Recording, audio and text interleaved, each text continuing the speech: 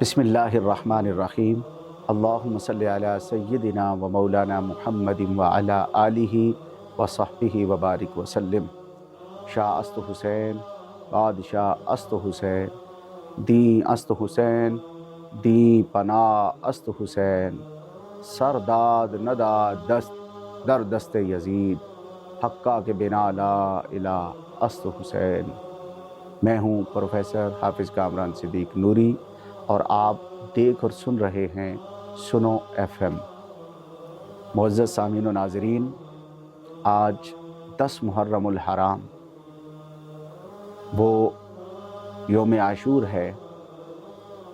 کہ تاریخ انسانی میں اور اگر تاریخ اسلام میں اس کی کوئی مثال ڈھونڈنا چاہیں تو کہیں نہ ملے گی۔ یہ وہ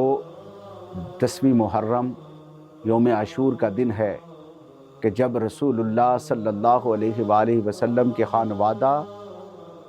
یعنی وہ پیارا نواسہ رسول جن کے لیے امت بچا کے لے گیا فاطمہ کا لال، نانا بھی بے مثال نواسہ بھی بے مثال، نانا بھی بے مثال نواسہ بھی بے مثال، اور پھر وہ نواسہ رسول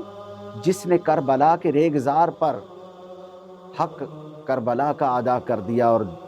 نانا کا وعدہ وفا کر دیا، جس نے ان کے لیے حسین میرا، حسین تیرا،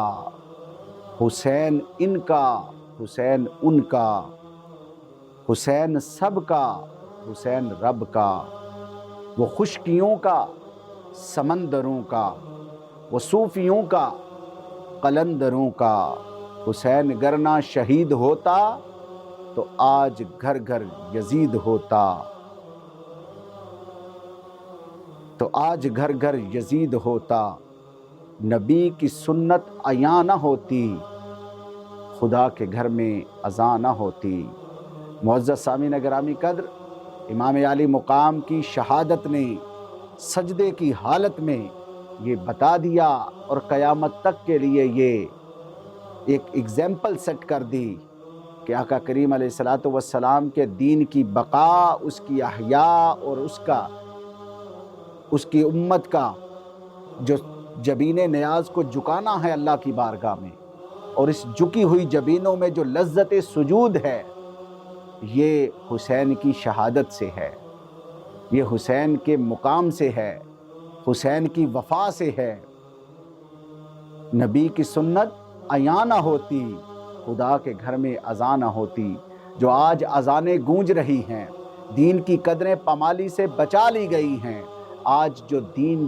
کو پامال ہونے سے بچانا ہے، یہ دراصل حسین اور اہل بیت اور حضور کا گھرانہ ہے کہ جنہوں نے اس بات کو میک شور کر دیا اور امت کو بہت بڑی مشکل سے نکال کر حق اور باطل کے درمیان یہ واضح لکیر کھینچ دی کہ حق ہمیشہ حسین کے ساتھ، اہل بیت کے ساتھ، اور باطل قوتیں جتنے مرضی طاقت کے ساتھ ہوں مگر وہ مٹنے والی ہیں، ان کا نام و نشان مٹنے والا ہے۔ لیکن اہل بیت اطہار نے اپنی قربانی پیش کر کے، اپنا خاندان اللہ اور اس کے رسول کی بارگاہ میں پیش کر کے، دین کی قدروں کو پامالی سے بچا کر، دراصل حسین علیہ السلام نے اپنے امر ہونے کو اس بات سے واضح کر دیا اور رسول اللہ کا نواسہ ہونے کا حق ادا کر دیا۔ آپ کی شہادت یہ 10ویں محرم الحرام جو آپ کی ذات کے ساتھ اور آپ کے گھرانے کے ساتھ اور آپ کی شہادت کے ساتھ موسوم کی جاتی ہے۔ معزز سامعین گرامی قدر، حسین علیہ السلام کی بارگاہ میں اگر نذرانہ عقیدت و محبت پیش کرنا چاہیں تو وہ کچھ اس الفاظ میں کریں گے: حسین ایک دل نشیں کہانی، حسین دستور حق کا بانی، حسین ایک دل نشیں کہانی، حسین دستور حق کا بانی، حسین عباس کا سراپا، حسین اکبر کی نوجوانی، حسین قاسم کی کم نمائی، حسین اصغر کی بے زبانی، حسین دجلہ کا خشک ساحل، حسین زہرا کی بے قرانی، حسین دل ہے، حسین جاں ہے، حسین قرآن کی زباں ہے،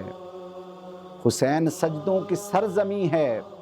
حسین ذہنوں کا آسماں ہے۔ اٹھا رہا ہے جو لاش اکبر، حسین بوڑھا نہیں جواں ہے، حسین بوڑھا نہیں جواں ہے۔ حسین ایمان کی جستجو ہے، حسین ایمان کی جستجو ہے، حسین یزداں کی آبرو ہے۔ فرات کی نبض رک گئی ہے، فرات کی نبض رک گئی ہے، حسین مصروف گفتگو ہے۔ جہاں گلابوں سے بھر گیا ہے، حسین شاید لہو لہو ہے، حسین شاید لہو لہو ہے۔ اور اصحاب مصطفیٰ سے پوچھو، اصحاب مصطفیٰ سے پوچھو، حسین آقا کا ہو بہو ہے، حسین آقا کا ہو بہو ہے۔ معزز سامعین و ناظرین، اس امام علی مقام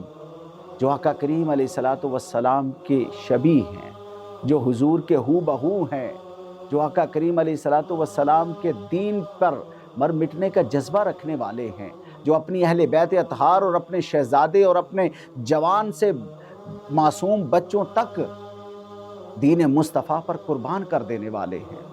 آج کربلا کے ریگزار پر ان کو شہید کر دیا گیا، اور اتنی بے دردی کے ساتھ شہید کر دیا گیا کہ آپ کے لاشے پر گھوڑے دوڑائے گئے،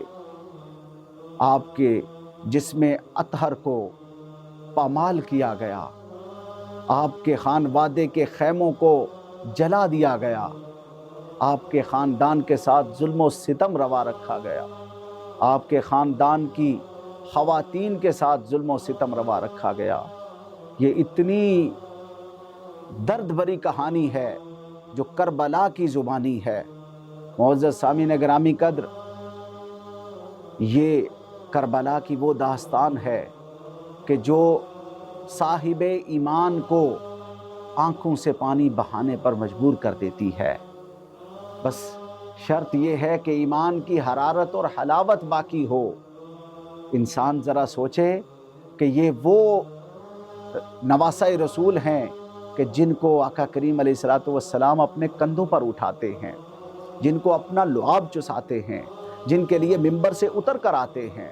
جن کو اپنے شانوں میں بٹھاتے ہیں، جن کے لیے اللہ کی بارگاہ میں عرض گزار ہوتے ہیں کہ باری تعالیٰ یہ میرے بیٹے ہیں، میری بیٹی کا بیٹا ہے، میں اس سے پیار کرتا ہوں، تو بھی اس سے پیار کر، جو اس سے پیار کرے اس سے بھی پیار کر۔ معزز سامعین گرامی قدر، امام علی مقام کے ساتھ محبت کا یہ تقاضا ہے کہ انسان آج کربلا کی تاریخ کو، سانحہ کربلا کو یاد کر کے تو آنسو کے ساتھ اپنی آنکھوں کو وضو دے لے، آنسوؤں کے ساتھ اپنے جسم اطہر کو وضو دے لے، آنسوؤں کے ساتھ اپنی روح کو طہارت اور بالیدگی اور پاکیزگی دے لے، اور امام علی مقام کی اس داستان کو، اس تاریخ کو روز روشن کی طرح عیاں سمجھتے ہوئے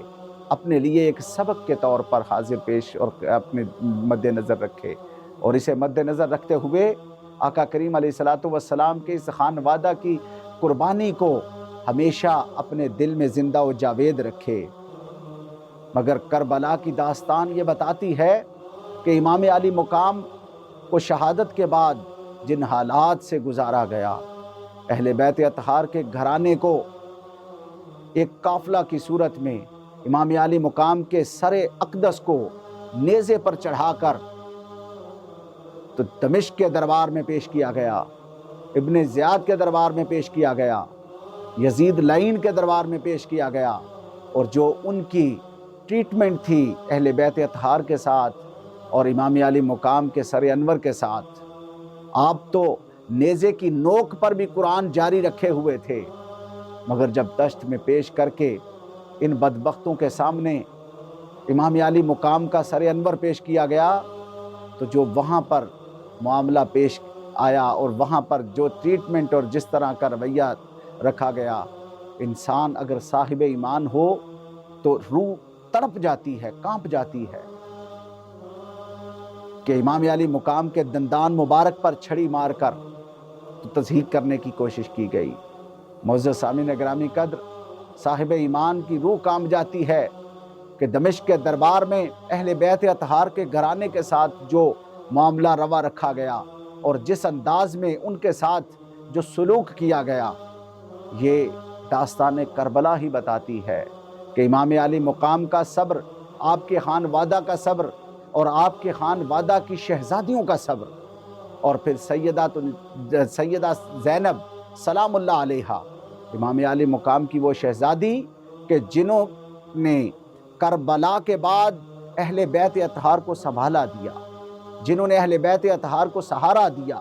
اہل بیت اطہار کے لیے جن کا دامن وسیع ہوا، اور آپ نے ہر میدان میں، ہر مقام میں، ہر جگہ پر اہل بیت کی ترجمانی کی، اور جب آپ نے ترجمانی کرتے ہوئے بول کر بتایا تو یوں لگتا تھا جیسے علی بول رہے ہیں، مولا کائنات جیسے بول رہے ہیں۔ اللہ پاک نے حضور کے گھرانے کو یہ وجاہت، یہ شجاعت، یہ غیرت، یہ حمیت، یہ تقوی و طہارت عطا فرمائی تھی کہ وہاں حضرات کے ساتھ خواتین کا بھی تقوی اور ان کا کمال اور ان کا صبر و استقامت پہاڑ کی طرح نظر آتا تھا۔ معزز سامعین گرامی قدر، داستان کربلا 10 محرم الحرام کو ہمیں یہ درس دیتی ہے کہ اگر آقا کریم علیہ السلام کے دین پر قائم ہو تو اہل بیت اطہار کا دامن تھامے رکھو، قرآن کا دامن تھامے رکھو۔ یہ دونوں آقا کریم علیہ السلام کے فرمان کے مطابق کل حشر میں حوض کوثر پر مجھے آ کر ملیں گے۔ یعنی جس نے قرآن اور اہل بیت کا دامن تھام لیا، گویا کہ اس کے ایمان کی حفاظت کو حضور کے فرمان کے مطابق میک شور کر دیا گیا۔ اس بات کو روز روشن کی طرح عیاں کر دیا گیا کہ اہل بیت اور قرآن کا دامن تھام لوگے تو نجات کی کشتی میں ہو۔ یہ وہ نجات کی وہ ناؤ ہے کہ جو اہل بیت اطہار کی صورت میں اللہ پاک نے امت محمدیہ کو عطا فرمائی ہے، اور اس کشتی کے سپہ سالار اور اس کے سب سے بڑے سردار وہ امام علی مقام امام حسین علیہ السلام ہیں۔ امام حسین علیہ السلام نے اپنی قربانی پیش کر کے اس بات کو قیامت تک کے لیے اس بات کو روز روشن کی طرح عیاں کر دیا کہ ظلم، ستم، بربریت جتنا بھی بڑھ جائے بالآخر اسے مٹنا ہے،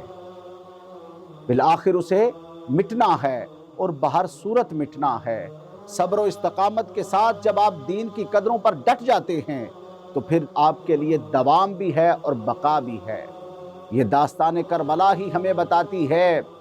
کہ جب آپ حق پر ہوں تو پھر آپ کو مشکلات، آپ کو مصائب، آپ کو طرح طرح کے تکالیف پہنچائی جائیں گی اور وہ اٹھانا پڑیں گی، مگر الٹیمیٹ اگر آپ نے صبر کیا تو اللہ پاک آپ کو نجات دہندہ بنا دے گا، اللہ پاک آپ کو سرفراز فرما دے گا، اللہ پاک آپ کے صبر و استقامت میں اتنی برکت عطا فرمائے گا کہ قیامت تک کے لیے آپ کا نام روشن ہو جائے گا۔ امام علی مقام نے ظاہری اعتبار سے دیکھا جائے تو وہاں شہادت پالی، مگر یزیدی لشکر نے سمجھا کہ ہم نے شاید بڑی فتح حاصل کر لی، مگر یزید ابن زیاد، شمر اور اس جیسے جتنے لعین تھے، جتنے بھی اہل بیت اطہار کے قاتل تھے، اہل بیت اطہار کے دشمن تھے، ان سب نے ظاہراً تو ایک جشن کا سما کیا، مگر تاریخ انسانی نے اور تاریخ اسلام نے انہیں اس طرح رسوا کیا کہ لعنت کا استعارہ بنا دیا، لعنت کا استعارہ بنا دیا، اور قیامت تک کے لیے وہ لعنت برستی رہے گی ان پر کہ جنہوں نے اہل بیت اطہار، حضور کے گھرانے، امام علی مقام اور آپ کے خان وادے کے ساتھ اتنا ظلم روا رکھا۔ وہ پھر شاعر کو گویا ہونا پڑا، اس نے کہا نہ یزید کا وہ ستم رہا، نہ یزید کا وہ ستم رہا، نہ وہ ظلم ابن زیاد کا، نہ یزید کا وہ ستم رہا، نہ یہ ظلم ابن زیاد کا، جو رہا تو نام حسین کا جسے زندہ رکھتی ہے کربلا، جو رہا تو نام حسین کا جسے زندہ رکھتی ہے کربلا۔ معزز سامعین گرامی قدر، کربلا کا ریگزار، کربلا کی تاریخ ہمیں آنسوؤں سے رونے پر مجبور کرتی ہے۔ آج کچھ لوگ آنسوؤں سے رونے والوں پر بھی اعتراض کرتے ہیں اور رونے پر بھی اور رونے والوں کے لیے بھی بات کرتے ہیں۔ میں صرف اس بات کے ساتھ آپ کو کلیئر کرنا چاہتا ہوں کہ امام علی مقام کے اس کربناک اور دردناک تاریخ اور ثانیہ کربلا میں آنسوؤں سے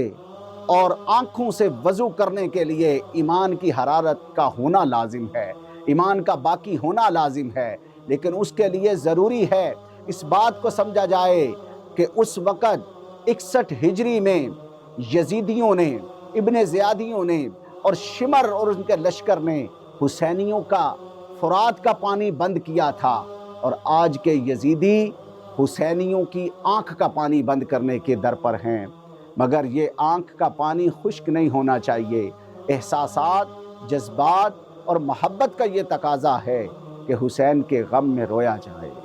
اللہ رب العزت ہمیں وہ آنکھ عطا فرمائے کہ جو آنکھ حسین کے غم میں نم ہو جائے۔